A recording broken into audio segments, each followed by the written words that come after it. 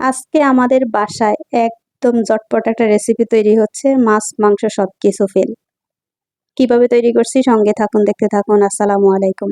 SN রোজি cooking চ্যানেলে সবাইকে স্বাগতম। এটা হচ্ছে কচু, ফানি কচু। কচুর নিচের অংশ, যে মোটা অংশটুকু, তার মুখের অংশ হচ্ছে এটা। এই অংশটাকে ভারী ভারী করে কেটে পানিতে ভিজিয়ে রেখেছিলাম বেশ কিছুক্ষণ আগে, যাতে লাল না হয়ে যায়। এখন সবগুলোকে তুলে মশলা মাখাবো। এটা দিয়ে আজকে অনেক মজা করে একটা রেসিপি তৈরি হচ্ছে, যেই রেসিপিটা মাছ মাংস কিচ্ছু লাগবে না, জাস্ট এটা দিয়ে কয়েক প্লেট ভাত খাওয়া যাবে। ছোটবেলা থেকে বহুবার বহুবার আমার মা দাদির হাতে খেয়েছি এই রেসিপিটা। আজকে সেই রেসিপিটা আমি ফার্স্ট টাইম বানাতে চলে আসলাম। এত মজা করে বানাবো, রান্না করব, যেটা আমার ছেলে মেয়ে অনেক বেশি খুশি হবে। বেসিক মশলা: হলুদ পাউডার, মরিচ পাউডার, স্বাদমতো লবণ। এই মশলাগুলো মাখানো একদম হালকা মশলা। আমি যেহেতু এটাকে রান্না করব পরবর্তীতে, আমার তখনই মশলা লাগবে। এখন হচ্ছে হালকা হলুদ লবণ দিয়ে এটাকে হালকা তেলের মধ্যে ভেজে নিব।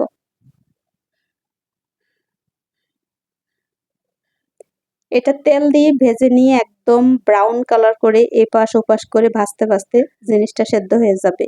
এটা কিন্তু মাংস দিয়ে অনেক বেশি মজার হয়। গরুর মাংস, মুরগির মাংস, যে কোনো মাংস দিয়ে ভীষণ মজার হয়। আমি বহুবার সেটা রান্না করে খেয়েছি, আর এটা একদম ফার্স্ট টাইম রান্না করতে আসলাম। এটা হচ্ছে নারিকেল দিয়ে রান্না করতে হয়। আমি এটাকে আগে ভেজে নেই, তারপর বাকি অংশটুকু করে নিব। বারেবার যখন এটাকে এপাশ ওপাশ করে ভাজবো, তখন কিন্তু এটা সেদ্ধ হয়ে যাবে। এটা একদম সফট একটা জিনিস। কচু জাতীয় জিনিস আমার ভীষণ মজার একটা খাবার। আমি যদিও এটা কাটাকাটি করতে পারি না, কাটলে সারাদিন হাত চুলকাবে, সেজন্য ভয়েতে কাটাকাটি করি না। যদিও আজকে করেছি হাতে গ্লাভস লাগিয়ে। ভাজা শেষে তুলে রেখে ওই আরেকটু তেল সঙ্গে দিয়ে মিশিয়ে আরেকটা প্যানের মধ্যে পেঁয়াজটা ভাজতে দিয়ে দিয়েছি। এখান থেকে একটা মশলা রেডি করব। মশলা হচ্ছে লবণ, হলুদ পাউডার, মরিচ পাউডার।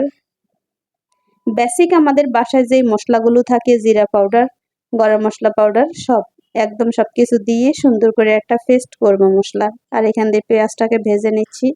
দেখতেই পেয়েছেন, যেই কোনো জিনিস ভাজাভাজি করলে ওখানে অল্প করে সবকিছু দিতে হবে, যাতে করে সব মশলা একত্রে হয়ে সুন্দর একটা জিনিস তৈরি হয়। আর যদি বেশি বেশি সবকিছু দেই, তাহলে খাওয়া যাবে না।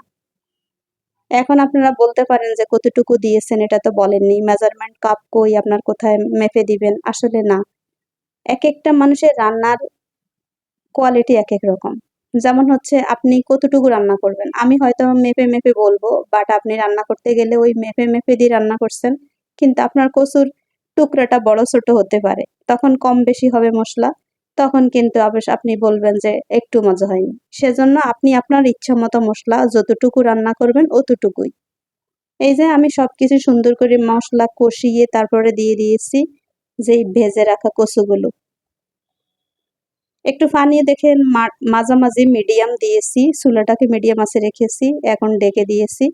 এখন দেখতে পাচ্ছেন বেশি করে রসুন, আবার কেটেও রসুন দিচ্ছি, যে রসুনটা দিলে কচুর আর গলা ধরবে না। সাথে একটু লেবু দিয়ে দিব। ও, এই খাবারটা আমার মা দাদির হাতে বহুবার খেয়েছি। এখন তো আমার মনে হচ্ছিল, ওফ, এই খাবারটা একদম সবাই মিলে খেলে অনেক বেশি মজার হতো। ছোটবেলার কথা মনে পড়ে গিয়েছে। সঙ্গে দিয়েছি নারিকেলটাকে একদম মিহি করে বেটে। নারিকেলটাকে মিহি করে বেটে দেওয়ার একদম সর্বশেষে দেখতে পাবেন কি মজাদার একটা রেসিপি তৈরি হয়েছে। আর এটা দিয়ে কয়েক প্লেট ভাত খাওয়া যাবে, কয়েক প্লেট। বিশ্বাস না হয় একদিন একটু করে খেয়ে দেখবেন। আমি তো বহুবার খেয়েছি, সেজন্য আমার কাছে অনেক অনেক বেশি মজার। আর আমি যেহেতু ফার্স্ট টাইম করেছি, কিন্তু ফার্স্ট টাইম করার পরও একদম সেই সেম ভাবে করেছি, কারণ আমি আমার দাদির কাছে বহু রান্না শিখেছি। সেই রান্নার মধ্যে এটাও কিন্তু একটা রান্না। যখনই আপনার বাসায় মাছ মাংস কিছু থাকবে না, তখনই কিন্তু এরকম করে একটা কচুর মুখের অংশটুকু এইভাবে করে খেতে পারেন, সবাইকে খাওয়াতে পারেন। দেখবেন সবাই অনেক বেশি খুশি হয়ে গিয়েছে। খাবারটা কিন্তু অত্যন্ত মজাদার। পুষ্টির কথা যদি বলেন, সেটাও কিন্তু ঠিক আছে, পুষ্টি গুণে ভরপুর। কচু হচ্ছে একটা আয়রন জাতীয় খাবার, যেটা হচ্ছে মানুষের মেয়েদের, বিশেষ করে মেয়েদের বডিতে হিমোগ্লোবিন বাড়িয়ে দেয় এই খাবারটা। সেজন্য বেশি করে খেতে হবে। আমি যদি একটু বেশি পছন্দ করি, কিন্তু ওই যে কাটার ভয়তে খেতে পারি না। তারপর আজকে সাহস নিয়ে কেটেছি, সুন্দর করে রান্না করে ফেলেছি। আপনারা কিন্তু বলবেন লুকিংটা কেমন হয়েছে, দেখতে কেমন হয়েছে বলবেন। খেতে তো অসাধারণ হয়েছে, সেটা আপনারা বাসায় ট্রাই করবেন। তারপর একটা কমেন্ট করে বলবেন কত দুর্দান্ত স্বাদের একটা কচুর, এটা কি বলবো, নামও তো জানি না। এই মজাদার কচু ভুনা, এই কচু ভুনাটা এত বেশি মজাদার, যেটা হলো গরম ভাতের সঙ্গে ভীষণ মজার।